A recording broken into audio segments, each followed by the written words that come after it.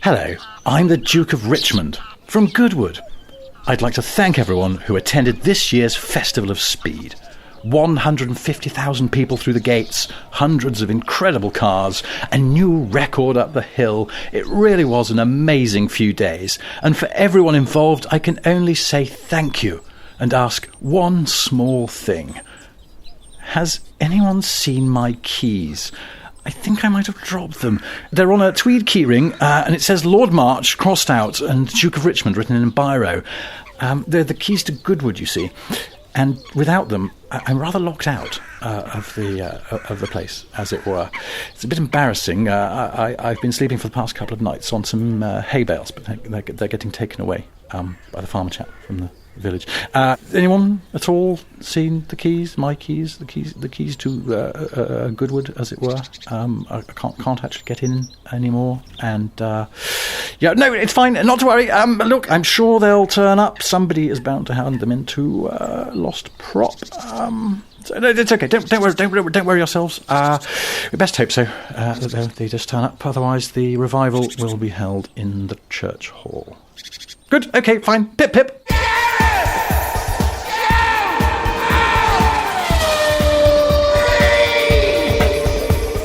Hello, welcome to Gareth Jones on Speed. From left to right in your ears, Zog. Hello. Sarah Leach. Hello. Richard Porter. Hello. And I'm sandwiched somewhere in between there. We're getting good at this. We're like the Beverly sisters standing around the microphone. And talking of sisters, sisters are doing it for themselves. W Series. I actually watched my first W Series race. What are we, 4 races in now? 3 races in?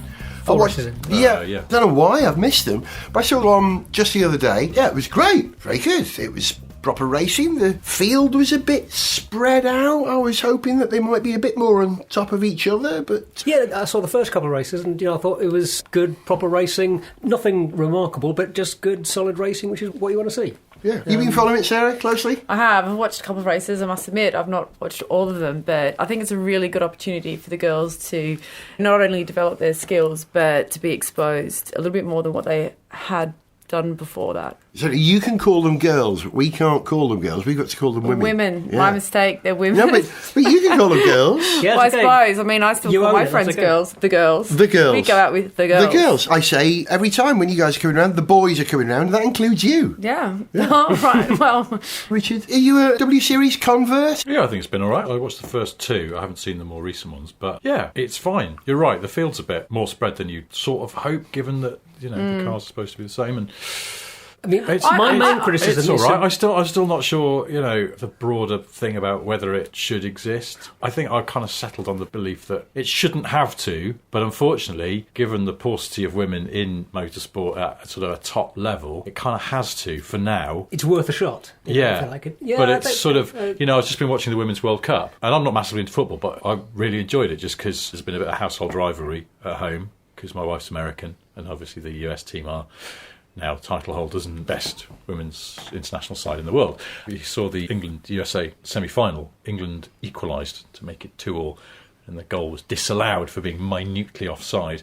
And I hold myself responsible for it getting that far, because when they levelled the score, I turned to my wife rather unsportingly and went, "In your face."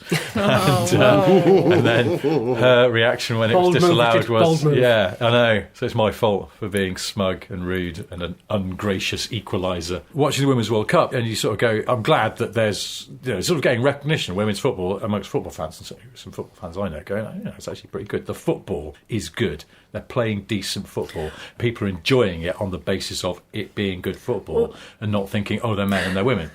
Well, sorry, Sarah. No. I don't want to interrupt, but the sort of to your point that they're playing great football, and I think that's a complete outcome of all those players now having an opportunity to play professionally. Yeah. So I know a lot of female athletes who have been amateur and been able to go professional, and having the time, the budget, and resources put into their training programs and all that kind of thing, their performance level has improved tenfold. And most of the players in football, in particular, have all been going over to the US in women's football because that's where the professional league has always been. But now there's a professional league opening up here in the UK and Australia, so it's becoming more of a world professional sport. But coming back to the W Series, I suppose that's what you want to grow and develop, is a bit more, I guess, an audience for it and try and build some interest. And so the more opportunity these girls get to race behind the wheel and get the exposure and the experience, they can only improve as competitors and as drivers, and hopefully you can just bring on a lot more female talent and then get them into the fold. So while there is probably, as you said, the distance between the top runners and the last runners in the W Series, at least there is parity. You know, they've got the same car, but there is a bit of wheel-to-wheel action soon. And while perhaps it may not happen straight away, but I think football's a great example. While it's been a bit of a dynamic rise, hopefully maybe you can see that in motorsports. Well, the point you I was want to going have to a career make... point. You know, you want to have career opportunities. Yeah. You know, in any budding professional sports person, you want to have potential opportunities, and the more you see the potential for pursuing your career as a professional sports person, the more likely you are to stick with it at lower levels. So there's that aspect. And yeah, what you say about exposure, Sarah, is absolutely right. You know, that can only be a good thing. But the point I was going to make is that I don't think you can compare women's football with the W Series, because the W Series will have done its job when it no longer exists. Yeah. Women's football should and will always exist. That's a good because point. you don't and wouldn't mix teams at that level, because you wouldn't want someone of the stature of, say, I don't know, John Barnes, up-to-date reference, I know, but, you know, sort of like a really tall, solid bloke clattering just almost any of, say, the US team, because they're not as heavy as a man like John Barnes. Again, I can't think of any more up-to-date reference. Peter Crouch, I bet he's quite heavy, even though he's quite stringy. Do you know what I mean, though? It's like someone who potentially is still quite a decent footballer as a bloke could weigh 16, 17 stone. Probably not, but getting close. I don't think any of those women players weigh that. There's an unfair and potentially quite dangerous disparity. Right, but in motor racing, it doesn't matter. Yeah, well, in fact, we're talking about W Series. You know, Jamie Chadwick is leading the series at the moment, and I saw her win her class along with Alex Brundle at the Nurburgring 24-hour race just a couple of weeks ago. Yes. You know, she is competing there on an equal playing field with the men, and she's delivering. And she's now been picked up by Williams, which is hopefully a pathway for her to be able to do some test driving in that Formula One car, do some simulated driving, and improve all her skills. So maybe she might get her opportunity there as well. Something interesting happened this week. Well, we were exchanging messages in our WhatsApp group when we discussed when we're going to meet up and do this. Is that something happened, Zog, that I've never, ever, ever expected from you. We were talking about what we might talk about. We mentioned the rise in the coverage of women's sport, and at one point Richard was talking about the possibility of his wife going to see the Women's World Cup final. And Zog, you named a footballer in a message. You knew the name one of the few footballers I would be able to name. But is that because you fancy her? To be honest, I don't think I have much of a chance with Meg Rapinoe, but it's, you know... A man can dream. I was astonished because... Zog, you're like me. We have... She's obviously a great... You know, she's obviously a great player, but she's also a great personality and a great person. So there we go. But the extraordinary thing is, you're like me. You're a football fan. How can you be? I'm not a football fan. I do Yeah, not like yeah. I'm a fan of her, yes. But are you a football fan, or would you watch that game because she's in it? Would it entice you to turn the... Probably not. Honestly, no. I've got to be honest, I have a certain kind of instinctive anti-football reaction, largely because, as a British male, most of my life people have assumed that I'm into football. You know, when you're abroad and people are making conversation, you know, they assume you're into football and that you like football. And it's like being a non-drinker, not being into football. I'm not interested. Really? And I slightly sort of resent this idea that just because I'm a British bloke, that I'm into football. You know? Yeah. So slightly reacted against. So I suppose you don't have a team. And also, I've got to be honest, you know, I have been ashamed as a British citizen of the way that the behaviour of a lot of followers of British football abroad has played out on an international stage.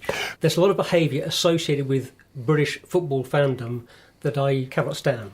Zog, you have reinforced exactly what I've tried to say here, in that you're like me, we have no interest in football whatsoever. Quite the opposite. We are almost actively disinterested in football, aren't we? Yeah. But women's football meant that you knew the name of a player, which was the first I've ever heard of that. Well, it was largely because of what she had said about going to the White House. It was the widely reported comment. And then Donald Trump pretty much just threw her under the bus, didn't he? Yeah, he was quite rude about her, as you'd expect.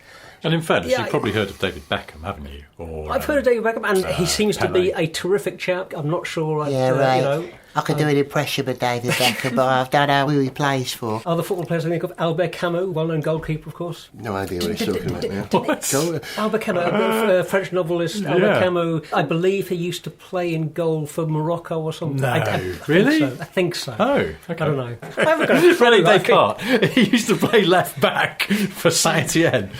Has women's football opened it out then to people who weren't interested in the sport, and therefore, because we're here to talk about motorsport, could W Series potentially do the same thing? Make people who are otherwise uninterested in motorsport considering it, to come at it from a new angle? I think so. And that's probably one of their key goals, I suppose. Getting more eyeballs, and particularly female eyeballs. I think if they get more women that are actively watching it, and those women are going to be sisters, mothers, and obviously friends of the girls competing. So that hopefully will spark up some more interest and get some more girls involved in that aspect as well. And it won't be seen as just a male sport only, because it's actually not male sport only. Yeah, absolutely. It never has been. That's absolutely right. In slightly changing the image of the sport, that will almost inevitably bring. And that's part of not having those grid girls and things like that. It's just keeping up with modern day. Do they have grid boys in W Series? Do they have sort of slightly overtly camp blokes posing? Well, I think that's a huge stereotype. You stereotyping. Stereotyping blokes. If there was going to be a grid boy, you would say they were all going to be quite camp. Well, models I'm thinking of. When I say camp, I don't mean gay. I mean camp, like a model, overdoing it. Fair enough. Okay, fair enough. They have a lot of those kind of guys that just turn up to the Formula One that do that. I mean, and they're often, American footballers, Brazilian footballers, not naming any names. Right, I can't help there. Football, different language. W Series is settling in well, but, we've got, how many races? 2 races? 2 to go. Two to go. It's going to be a number of seasons before it's got any sort of strength and depth and resonance and a backstory where we really care passionately about it, but it appears to have got off to a good start. Agreed? It does. My main criticism is the look of the cars. The cars just look... I think there was feedback about the look of the car. After the first race, they're repeating those colour schemes. They need to have more varied colour schemes to make it easier to identify drivers. Simple as that. Mm-hmm. Yeah, and that's tricky because they rotate the cars and they rotate the engineers, don't they? So they've made it difficult for themselves there. In evening up the competitive field, giving everyone the same chance, they've made it more difficult to differentiate the cars, arguably. So, work in progress. It can't be that hard, though, to have, one distinctive wrap per driver that you just apply to the car that they're given that weekend. That can't be too tricky, can it? I mean, apparently they do have quite a big budget, so hopefully they'd be able to cater for that. Yeah, but in the first year, there'd be a lot of troubleshooting, so you'd expect the next season they may have ironed out a lot of things. The best thing I know about W Series was a story told to me that when the first race happened, Patrick Head phoned up someone who's involved in W Series, who will remain nameless for now, and said, I was completely wrong. It was really good. Well done. The cars all work. Racing was wonderful. Bloody hell. This actually happened, which is remarkable because Patrick Head famously said at some point in the 1990s, motor racing, well, if it was easy, women could do it. He's a man of his age, isn't he? Hey? But he's come round to the idea, and I'm very glad of that. That's an interesting endorsement. That says something. I mean, for a man that was seen working at Williams, where a female is actually the team principal. Yeah. Good point. I wonder if he said that to Claire. Well, Claire, come on, you're a girl. You can't run this team. I wonder. She'd knock him dead, wouldn't she? It's kind of hard to shut Patrick Head up, I think.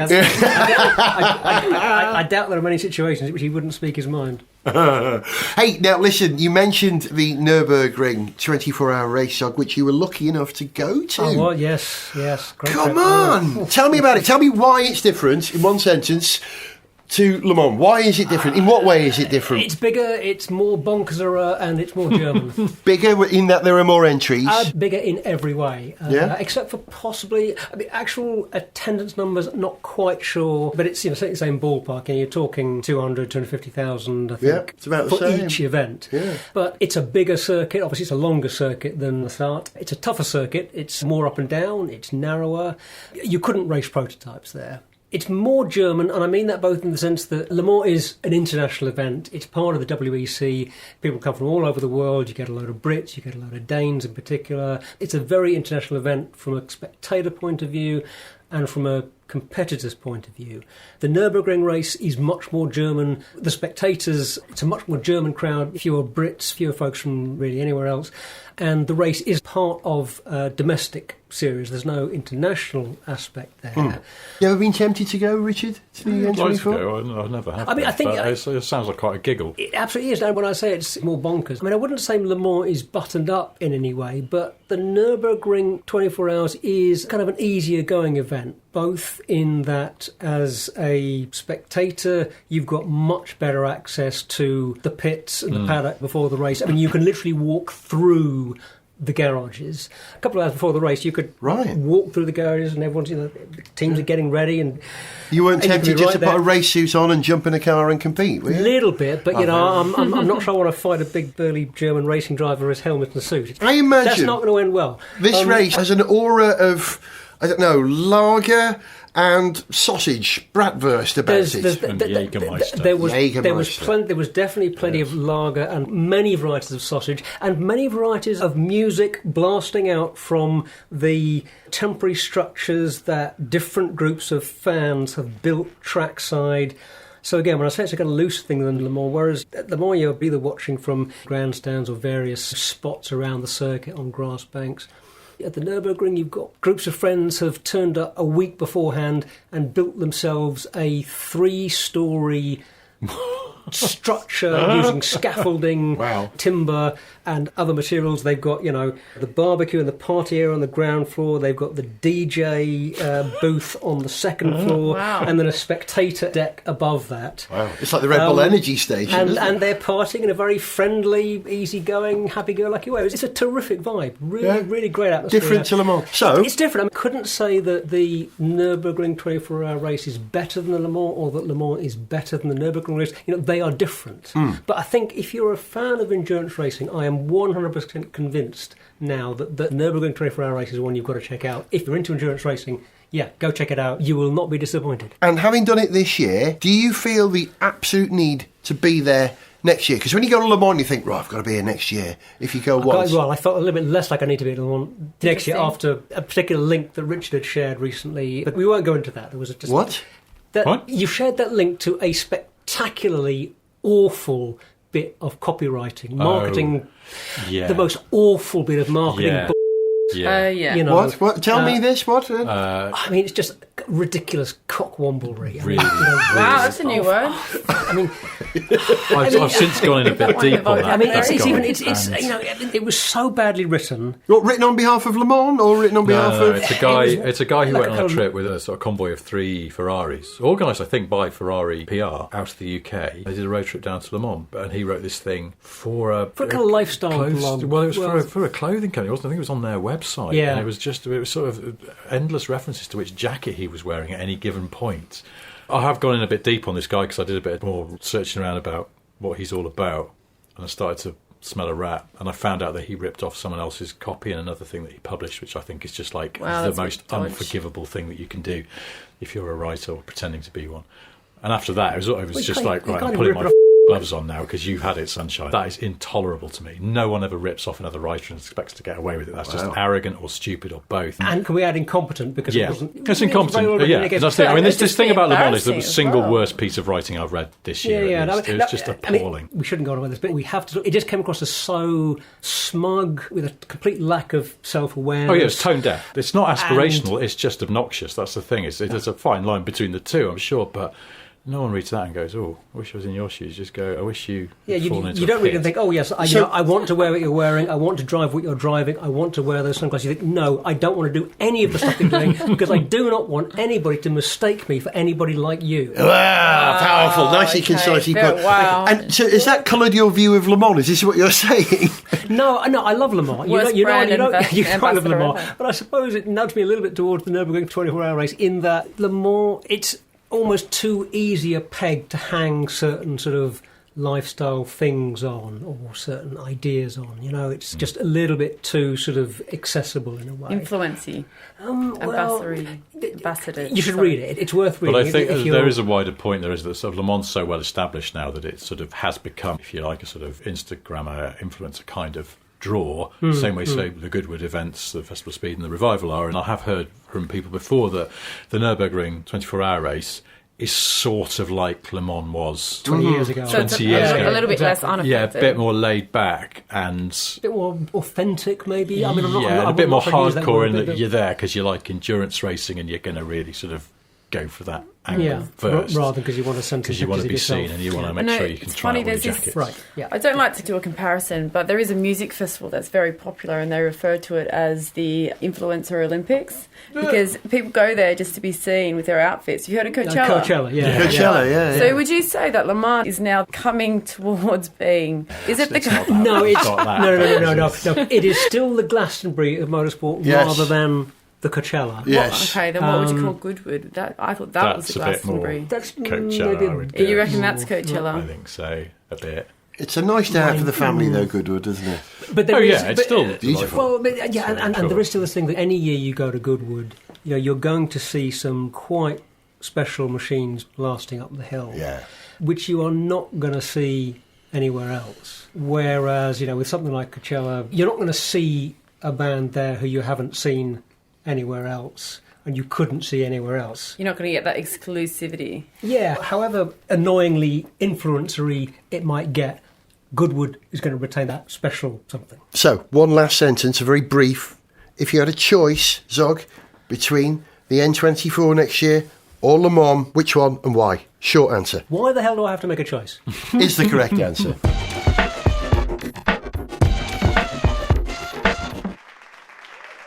What a sensational race that was. Great entertainment in the W Series here at the Nurburgring today. What are you watching, Patrick? It's some new racing thing I found on the telly. It's called the W Series. Oh, yes. I think I read about this. I stopped reading things years ago. Makes your brain swell up. Is it any good? The racing? Yeah, it's bloody good. Look, they just finished. Guy who came first was excellent. There he is, taking his lid off. Crikey, that chap needs a haircut. And so does the fella who came second. And the shapely lad who came third. Honestly, look at the silken hair on these young men. What's good old manly racing coming to? Patrick? Yes, dear? Do you know why it's called the W Series?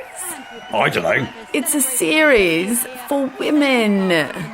What? I'll leave you alone with your catchphrase. Bloody hell! Sniff Petrol with Gareth Jones on speed! Big things are about to happen in the Midlands. We'll come to the obvious one in a moment, but the biggest bit of West Midlands news that broke in the last week was that Jaguar Land Rover are about to start manufacturing, will before too long start manufacturing the new Jaguar XJ in the Midlands at the Castle Bromwich plant, which is good news for the British motor industry and good news for the West Midlands and good news for Jaguar Land Rover in a time of some uncertainty. They're closing down the production line for, is it 6 weeks to re-engineer? It's a long time before the car's coming, isn't it? I was going to say, we're not going to see the car for a while, but they have got to do a full rejig because not only is the new XJ sort of completely unrelated to anything else they've been making, it's because it's on their brand new group platform that will make everything. Next Range Rover will be made from the same box of bits, broadly. And also the Jag's going to be pure electric. Bless you. God bless you, Sarah. You allergic to Jaguar electric cars, Sarah? The thing that got my attention, because we've sort of known that Jaguar were going to do an electric XJ for a while. It's been mooted for a while. It's just finally announced. Hadn't been confirmed, though, had it? No. It's been hinted that this was a strong possibility, and I'm pleased that they are doing, because we need a British champion of electric cars, and Jaguar seem to be the leaders at the moment. But what I enjoyed was the statement that came with it from a man I have incorrectly been calling Ralph Speff until I was told today that it's Ralph Spett. Is that right? Yeah, Spett. He's German. Yeah. Yes, yeah. Who said a wonderful thing. It was a sort of a call to arms, wasn't it, Richard? He said that we need a battery gigafactory in Britain. We need to sort out the recharging infrastructure. There's no reason why we can't do what Tesla are doing, which I think is brilliant.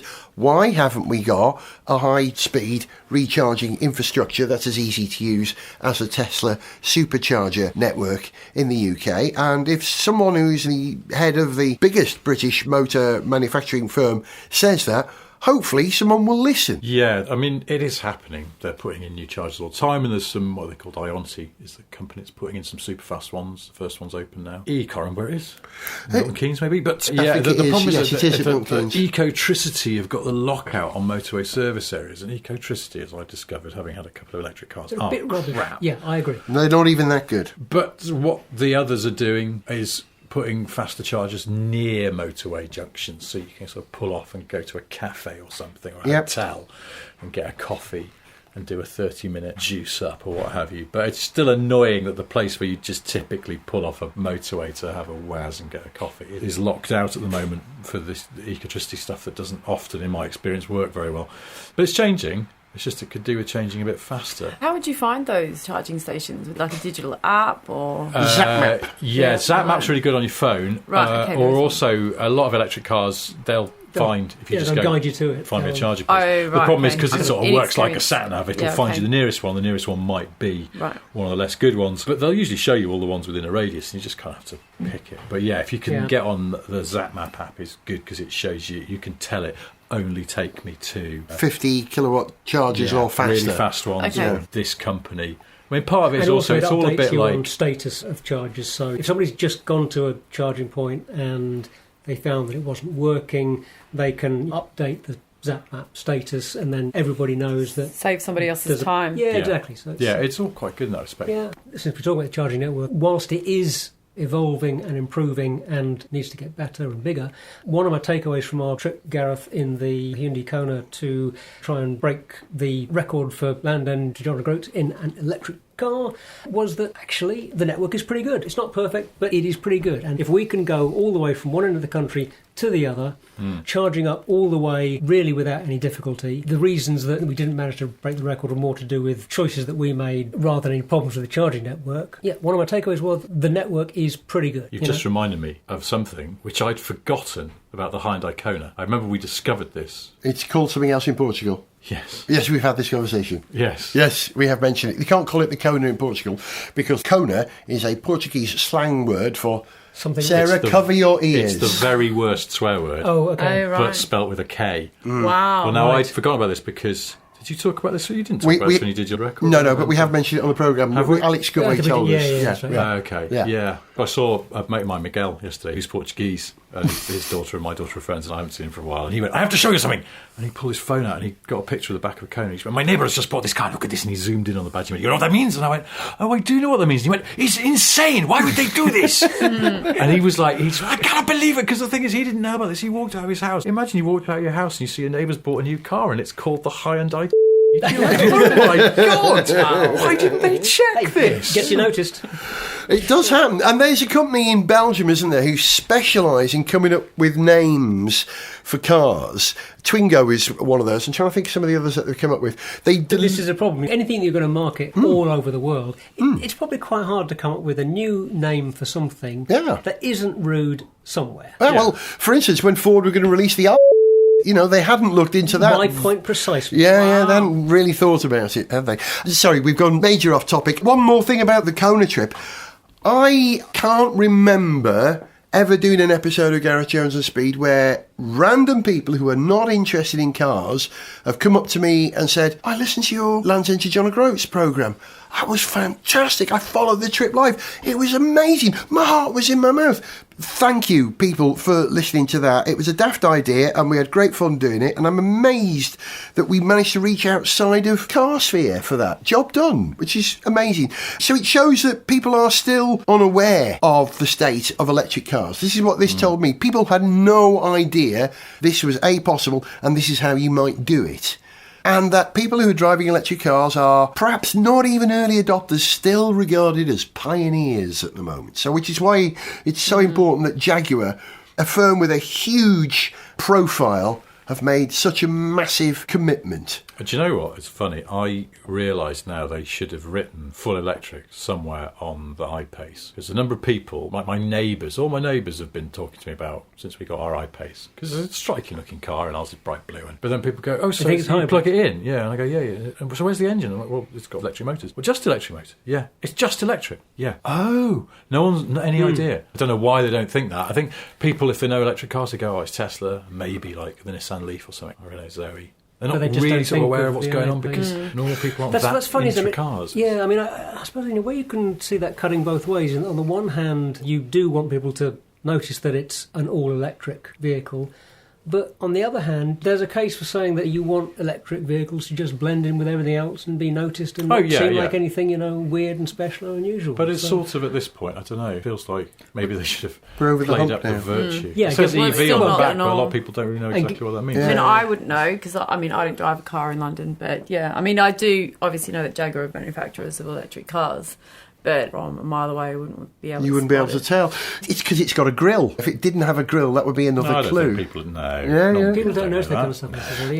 Here's another electric car misnomer. My neighbour, Nev, who was considering replacing his Mercedes E-Estate, went to a London Mitsubishi dealer. And the Mitsubishi dealer told him that the 4 electric motors in this car, one on each wheel... What? Yeah, it's only got 2. What are they talking about here? That it had 4 electric motors on the Mitsubishi FEV. Oh, the Outlander. Oh. The Outlander FEV, which only has 2. And that there was no connection between the internal combustion engine on board and the wheels. It was simply a charger for the battery for the electric motors. That's a lie. Yeah, that's not true. And it doesn't have 4 motors. So if car dealers can't even describe their vehicle, wasn't entirely honest, or entirely as informed as they should be. I mean, yeah. Sorry, I've gone way off topic again. Do your own research is the lesson. Know what you're buying. Do your own research. Yeah. What do we know about the XJ, Richard? When's it coming? About 3 years away now? No, I think we'll see it next year. Wow. They've announced it's coming. They've stopped making the existing model. Usually car manufacturers don't make a big deal of a replacement car because they want you to keep buying the old one. Well, if you want an XJ now, you're buying from stock. So they're probably okay to start drip feeding. I don't think they'll do...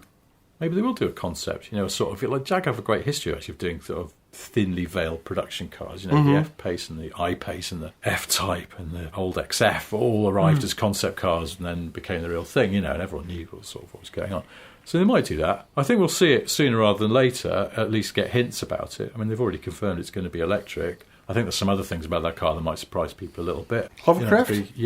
And invisibility, obviously. Oh, that, obviously. It'd be interesting. And is it an Ian Callum swan song, this car, or has it now been handed over? Because Ian Callum, as we know, is leaving Jaguar Land Rover. Small round of applause for Ian Callum. We love his work. Tip of the hat. What a lovely man. He's a top man, and a top designer, or a top design boss. And he's leaving the motor industry entirely. He's going off to design, buildings and yachts? Well, they're sort of saying he'll sort of stay on as a consultant / ambassador at Jag. He's had his last day in the office. I know that because I put a press release on it. He got a model of the XJ, a lovely that's it. He sort of finished work and then he went to Castle Bromwich to see the last XJ come off the line because I guess they wanted him there because he oversaw that design. And then I saw his Twitter or Instagram. He was at Goodwood this weekend as a guest of Jag. So, he's always going to be doing stuff with the company because apart from anything else, they know him. He sorted the design out, stopped it being so tweedy.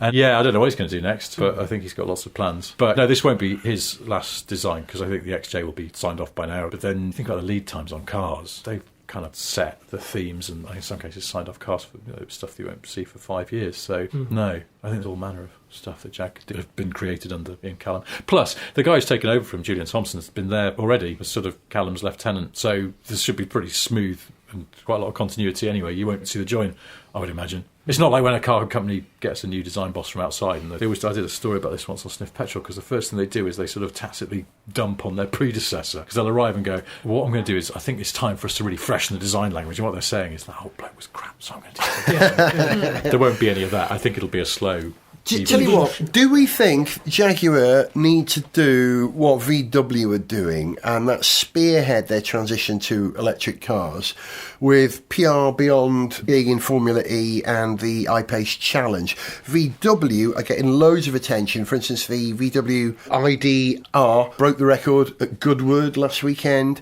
It did the Pikes Peak. Owns the Pikes Peak now. Well, yeah. I think it's doing more for electric cars than simply Volkswagen's future in electric cars. It really is reinforcing that electric cars can outperform internal combustion engine cars at an extreme level now, and that's a sea change. I'm not entirely sure about that, because to anyone who's been into the technology and followed the technology at all, it's been obvious for a long time that an electric drivetrain is better than an internal combustion drivetrain in every way, with the caveat that putting more juice in, to use a term that's not biased towards either liquid fuels or electricity, putting more juice in isn't as easy. The energy density is an issue with batteries, so... But that's an infrastructure thing at the moment, because they reckon the Taycan, this new Porsche Taycan, can recharge using a 350 kilowatt recharger?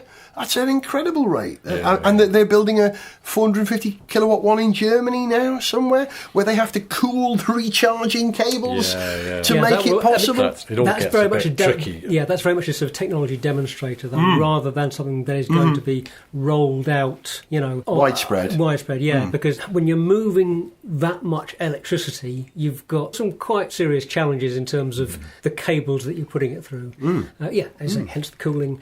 If we had room temperature superconductors, this would all be much easier, I'm sure. But it's also, we just need to slightly calm down about what we all really need. Yeah, and it would be technically possible, I'm sure, to recharge your mobile phone to full in about 30 seconds, but quite honestly, we don't generally need that, so it's stupid to waste the time and the extra tech you would need in your kitchen plug socket to make it possible. And most electric car use cases, we think we desperately need to fill up to drive 900 miles in one go in about 20 minutes flat, and by and large we don't. Yeah, exactly. I'm charging my I-Pace once every 2 weeks, and even then it's not strictly necessary. It's just because I sort of like to occasionally fill it up. But I don't do many miles in it. But for almost everybody's actual car use, almost all of the time, even the technology we have right now is good enough.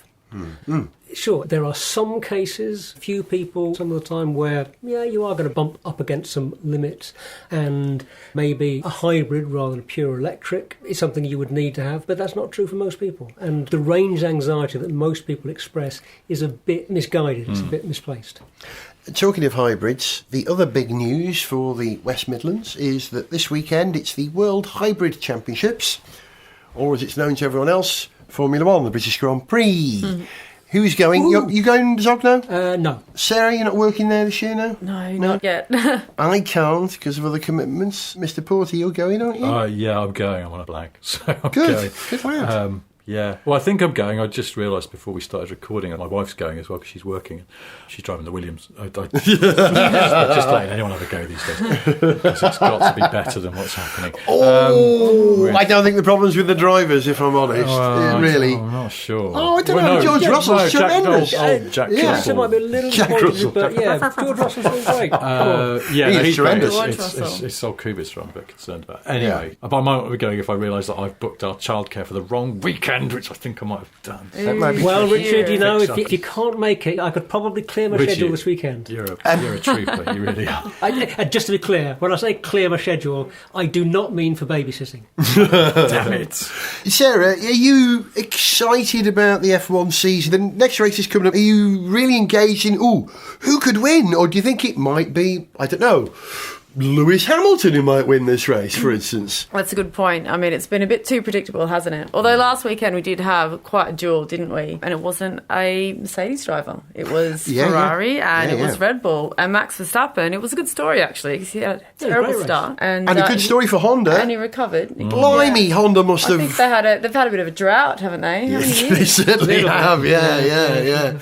Poor old Honda. Yeah, hooray that Honda are finally back. They're talking about cranking it up for qualifying next. They seem to have a programme. We've now got a race car. We can crank it up to qualifying. That's good news. We need more of that. Also, the resurgence of McLaren is good news. That's actually really interesting. I've enjoyed that. Is it Seidel who's responsible for this, do you think? Lando Norris has been doing really well. He's amazing, Lando. Yeah. I figured George Russell was going to outperform Lando Norris, but clearly he hasn't got the car. George Russell won the championship, Lando came second. And George, he's a great driver, but Lando has absolutely landed in a team in ascension, and it's making him look great, it's making the team look great. I'm excited about that. I'm not excited about the front end of the race. It's I quite think he is interesting, getting... isn't it, that Norris has been showing science. I wouldn't necessarily thought that. Science is all right as a driver, isn't he? But is Norris really is generally out qualifying him, out racing him, and Norris is really it's quite nice. I don't know. The best out of that car. I was filled with more joy than I expected at seeing McLaren's sort of they're at the interesting. good end of things. I was a bit like, I think we're ready for this now, aren't we? Absolutely. This is the time. Yeah. Come on then. And Gareth, I mean, you were saying, is it Seidel who's responsible? I mean, it takes a lot of things to come together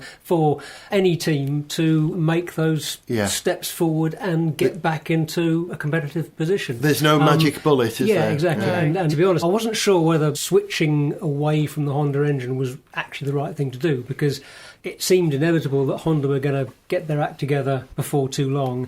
And sure, to be fair, it seems as if Honda have won their first race for a long time, actually at the same point at which we're talking about how well McLaren are doing. So, who's to say that McLaren wouldn't actually be doing a little bit better if they stuck with Honda? That said, I can't help thinking that the relationship between Honda and McLaren might well have got sort of so bad. I think it was very strange. That they had to, that both from a kind of human engineering point of view and a mental point of view, strategy point of view, you have to kind of make a clean break and make a new start. And it worked out for both of them. So, I'm very happy to see McLaren moving back up the grid. Talking about the drivers, do you think we'll see a reshuffle with the Red Bull drivers? Because Pierre Gasly, I've been reading some driver ratings, and Pierre Gasly is on the wrong end of the ratings. If you're reading from Christian Horner's eyes. There's a lot of talk of him being shuffled either down to Toro Rosso again or just off the grid altogether. But what would they do? Will they bring Albon into Red Bull? I don't think he's ready yet, is he? Well, but the thing is, first of all, Gasly is clearly underperforming. The gap between him and his more successful teammate is more marked than I think in any other team, just about. And Red Bull are one of the more ruthless outfits. I think they are quite ruthless. Because they've got two teams, they can do that, can't they? It allows them to shuffle people up and down. It gives them that degree of ruthlessness, you're right. Whether it's that or whether it's... maybe they should try harder to keep Daniel. I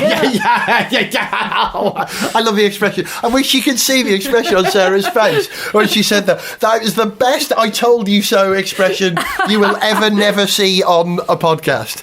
Listen, before we wrap this up, predictions, top 3, British Grand Prix, Zog? Hamilton, Bottas, Verstappen.